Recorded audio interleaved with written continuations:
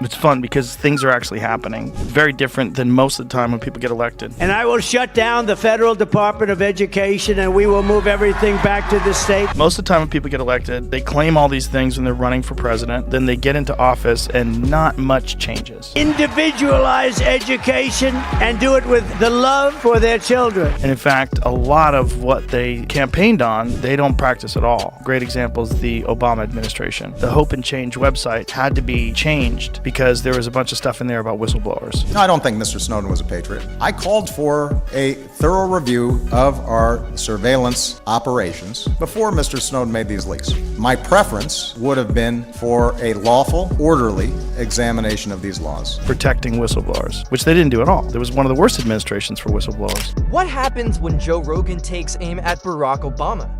Let's just say Hope and Change didn't stand a chance against elk meat and mushrooms. Rogan didn't just criticize, he turned Obama into a walking example of how not to deal with the real world. If you think presidential speeches sound smooth, wait until you hear Joe tear them apart between sips of a protein shake and his skeptical look. Buckle up, this roast hits harder than Obama's drone strikes. Obama did it, and it's disgusting. It's a disgusting lie. Let's play it. Said that there were very fine people on both sides of a white supremacist rally. You also had people that were very fine people on both sides. I'm not talking about the neo-Nazis and the white nationalists, because they should be condemned totally. But you had many people in that group other than neo-Nazis and white nationalists. Okay? See, that's crazy. I have never seen that last part of it because the news has said that lie over and over and over and over. Barack Obama cruised through 8 years in office like that guy at the gym who flexes in the mirror, but can't lift anything heavier than a pillow. He preached hope, change, and unity with all the flair of a motivational poster pinned to a sinking ship. While global crises piled up, he kept smiling like it was just another comedy special. The delivery was smooth, the responsibility was missing it, and the Nobel Peace Prize felt more like a party gift handed out at a dictator's birthday. Can I get a glass of water? I'm serious. I'm thirsty. Can I get a glass of water? This is not a prank. You never seen it? No. Oh my God, it's amazing. Oh, it's amazing. No. He gets a glass of Flint tap water, and I swear to God, he drinks it like this. Problem is solved? Bullshitting the world. Watch this. Can I get some water? I really did need a glass of water. This is not a stunt. Usually when something isn't a stunt, you have to say It's that. 100% a stunt. When was the last time a president stopped a speech to ask, can I get a glass of water? What? They would never do that. They would have water ready for him. No, you bring a fucking water on stage with you. Joe Rogan didn't even come in swinging. He just leaned back, raised an eyebrow, and tossed out one of his signature curveballs, and that was all it took. Obama started short-circuiting like a Wi-Fi router in a concrete basement. The polished charm vanished, and the cool, composed figure suddenly looked like a glitchy spokesperson trying to sell leftover hope past its expiration date. Rogan didn't roast him, he broke him down, piece by piece, until all that remained was a suit, a smile, and no real answers. Obama during this Kamala Harris administration, it changed my opinion of that guy. I don't understand how we got so toxic, so divided, and so bitter. He said he wanted generals like Adolf Hitler had. Donald Trump said that. Did you have a high opinion of him before? Yeah, I did just as an intelligent person, a statesman. He's probably like caught up in the system. It's very difficult to make real meaningful change. You think you're going to do something and then you get into office and you're like, oh God, what a quagmire this place is. But watching him just straight up lie. Obama was supposed to bring real change. Instead, he became the guy who shows up at a revolution, snaps a selfie, and sells the footage to Netflix. Beneath the smooth talk and playlist perfect image was a politician so manufactured, he made IKEA furniture look handcrafted. He could give a 40-minute speech on empathy, then order a drone strike before the applause even died down. His talk of peace felt like a fast food ad for healthy eating, technically true, but but served with a deep-fried side of contradiction. Obama, during this Kamala Harris administration, it changed my opinion of that guy. I don't understand how we got so toxic, so divided, and so bitter. He said he wanted generals like Adolf Hitler had. Donald Trump said that. Did you have a high opinion of him before? Yeah, I did. I did, just as an intelligent person, a statesman. He's probably like caught up in the system. It's very difficult to make real meaningful change. You think you're going to do something, and then you get into office, and you're like, oh God, what a quagmire this place is. But watching him just straight up lie. Joe Rogan didn't need charts or expert lingo to dismantle Obama's image, just a bit of curiosity and that classic "are you kidding me?" tone. One simple question like, wait, isn't that completely insane? And suddenly Obama's carefully built legacy started to wobble like a drone-powered house of cards. Here was a president who promised transparency, then left behind a surveillance system so bloated it could apply for its own zip code. It's like saying you'll clean the attic, but instead install a conveyor belt that dumps in more junk every day. And yes, about those drones, Obama used them like fidget spinners with explosives. While most of the world was playing Fruit Ninja, he was playing Missile Command. Rogan nailed it. If your victory still leaves people selling their cars to afford stitches, maybe it's not a win. When a simple doctor's visit requires a 90-minute tutorial, 3 logins, and a decoder ring from a cereal box just to figure out the bill, you're not fixing healthcare. You're designing a bureaucratic escape room. And somehow, Obama sold it all with a smile. Dips it like this. He barely drank it. There you go. Generally, I have not been doing stunts here, but, you know. Watch this. What was that? It just confirms Flint water is drinkable. Get him gallons of that and then monitor his diarrhea. He wants Hitler's generals to take over, and he's genuinely dangerous. Cut to yesterday and the two of them. There they are chatting. Barack's laughing, genuinely laughing, to where like his body is shaking. And then there's the economy. Obama rode the recovery like a kid claiming credit for building the roller coaster after the ride was fixed. Rogan's take. Congrats on surviving a crash you didn't prevent and patting yourself on the back for not setting the place on fire again. Obama could spin a recession into a story about personal growth. Rising unemployment, that's a learning opportunity. Stagnant wages? Call it resilience training. Then came the issue of race. Obama had a historic chance to bring people together.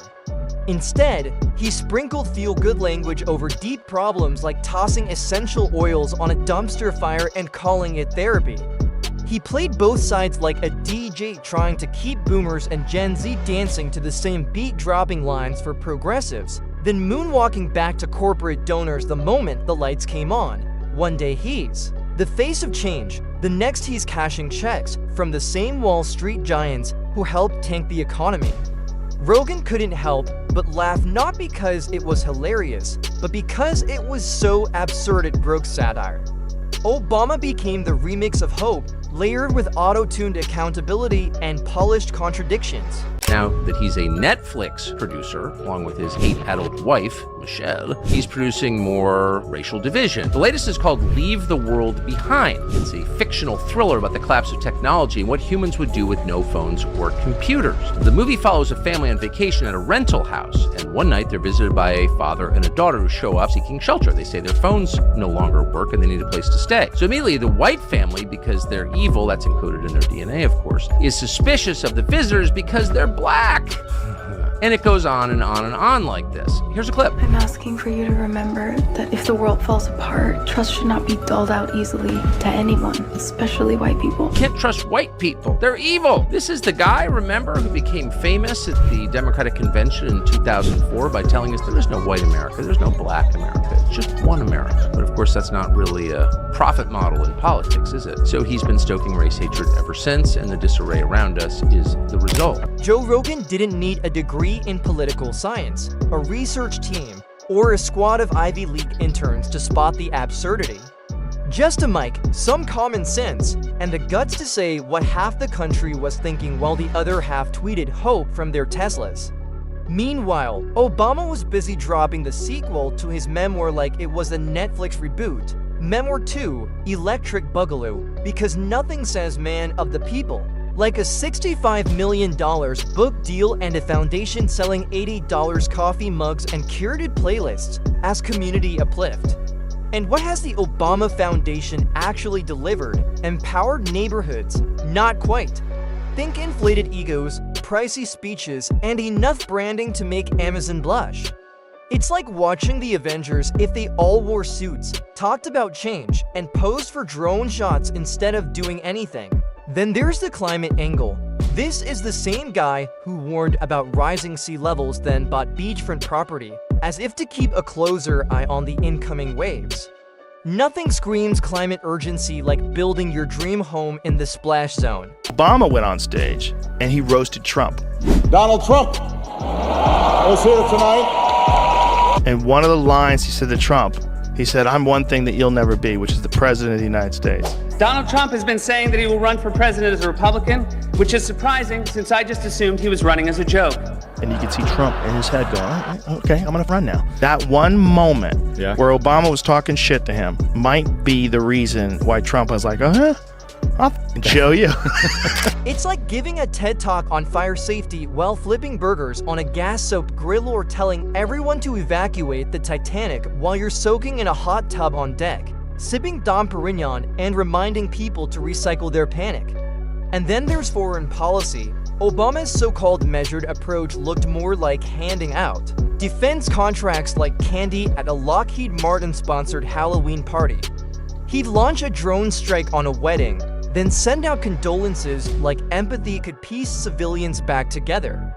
The media adored him like a teenager obsessed with a boy band blindly, endlessly, and without asking a single hard question. Rogan, meanwhile, asked the one thing they all forgot. Why did Wall Street get richer? Why did healthcare get more complicated? Why are Americans still stuck in financial quicksand? Obama treated politics like a non-stop photo op smile, wave, maybe sing a few all-green lyrics, then quietly sign off on bills that kept big corporations winning. Rogan wasn't dazzled by the show. He didn't care about the playlist or the charm. He just looked past the performance and called it what it was. Do you remember when they gave that speech, when he gave a speech on television, and everybody was like, "F this," and then they it kind of just went away. It was one of the most beautiful moments in modern American history. People really actually stood up and stopped a war from happening. Today, I authorize the Armed Forces of the United States to begin a limited military action in Libya in support of an international effort to protect Libyan civilians. Rogan cares when the policies leave everyday people broke and stuck paying the price for someone else's polished failure. And don't even get started on censorship and surveillance. Under Obama, the spy game morphed into a full-blown Orwellian theme park complete with backdoors, mass data sweeps, and enough spin to rebrand the NSA as your friendly digital librarian. The craziest part, Obama still acts like he's the adult in the room, the wise father figure of democracy, while the country's been grounded for over a decade, surviving on instant noodles and broken promises. Rogan didn't need to shout. His takedown was clean, sharp, and straight to the point. Then there's that smug detachment. Obama gives speeches like he's narrating a Ken Burns doc about a nation he once cared about. He's not angry, just endlessly, condescendingly disappointed. Obama's last tweet from Saturday, which is the day this had unleashed, when it started overnight Friday, was, "For decades, Narges Mohammadi has been a vocal advocate for women and girls in Iran.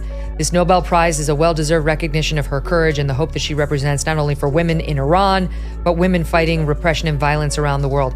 How about the women who actually were the victim of repression and violence in Israel? No words for them? Former President Obama, nothing to say about the children being murdered in Israel? So far, I guess he couldn't find time to actually use his little thumbs and tweet something out. But Joe Rogan never bought the act. He sees Obama for what he is now, a guy who cashed in, sold out, and reinvented himself as America's Netflix dad. He shows up on occasion, delivers a polished lecture about responsibility, all while sipping kombucha on a vineyard porch. If hypocrisy needed a spokesperson, it'd be Obama relaxing in a designer chair, talking about injustice while inking deals with the very system he once claimed to challenge. Rogan doesn't get distracted by the polished delivery or intellectual flair. He knows a hustle when he sees one, especially the kind that smiles, empties your wallet, and calls it a life lesson. Obama's whole political style was a TED Talk wrapped in corporate cash. Rogan's response? A beer-fueled truth bomb dropped right into the heart of elite self-congratulation. While Obama was curating Spotify playlists to stay relatable, Rogan was interviewing astrophysicists, conspiracy theorists, comedians, and neuroscientists, and still managed to make more sense in one podcast than Obama did in 8 years of speeches. It's a volume and go full screen. What you know now, do you wish you had a third term? You know what, if I could make an arrangement where I had a stand-in, a front man or front woman, and they had an earpiece in, and I was just in my basement in my sweats looking through the stuff, and then I could sort of deliver the lines, but somebody else was doing all the talking and ceremony, I'd be fine with that. We know he wasn't really running the country. Yeah. We used to think he was actually running the country, and now they're like, no, he didn't even see those executive orders. That was all auto pen. Now, Obama drifts through the public eye like a philosophical butterfly never too involved, always conveniently wise, offering poetic takes like a professor who hasn't touched a red pen since the Bush years. But Rogan saw through the act the way a teenager sees through a cheesy motivational poster in detention. He didn't need to shout. He didn't need a script. All it took was one question. If this guy was the answer, then what was the question? The silence that followed spoke louder than any campaign slogan ever could. He's still just as bitter as ever. There's such a great new spin of complaints here. Here's one from her most recent episode, which still on YouTube, she's got like 200,000 subscribers. It's really amazing that now she's been doing this for how many episodes? She's been literally on every podcast of the left wing promoting it, and that's still all she's managed to get. Here she is interviewing Dr. Sharon Malone, perhaps better known as former Attorney General Eric Holder's wife. And therein lies the problem, as these two ladies, married to two very famous men, are pissed that they are not the alpha in terms of popularity and recognition. At the end of the day, Obama may have convinced half the world he was the political messiah, but Rogan didn't even need. In the end, Obama may have convinced half the world he was some kind of political savior. But Rogan didn't even have to break a sweat. All he did was laugh. Because when the emperor isn't just naked but selling merch about it, sometimes the most powerful move is simply holding up a mirror. And Joe Rogan held up a mirror, so brutally honest, it's a wonder Obama's reflection didn't try to sue for defamation. While Barack soaks in the glow of a carefully crafted legacy giving speeches no one asked for and hosting podcasts, no one finished Rogan cuts through it all with the most dangerous tool out there, raw honesty dipped in sarcasm. The myth might still linger, but the reality? Rogan buried it under a mountain of common sense, one podcast at a time.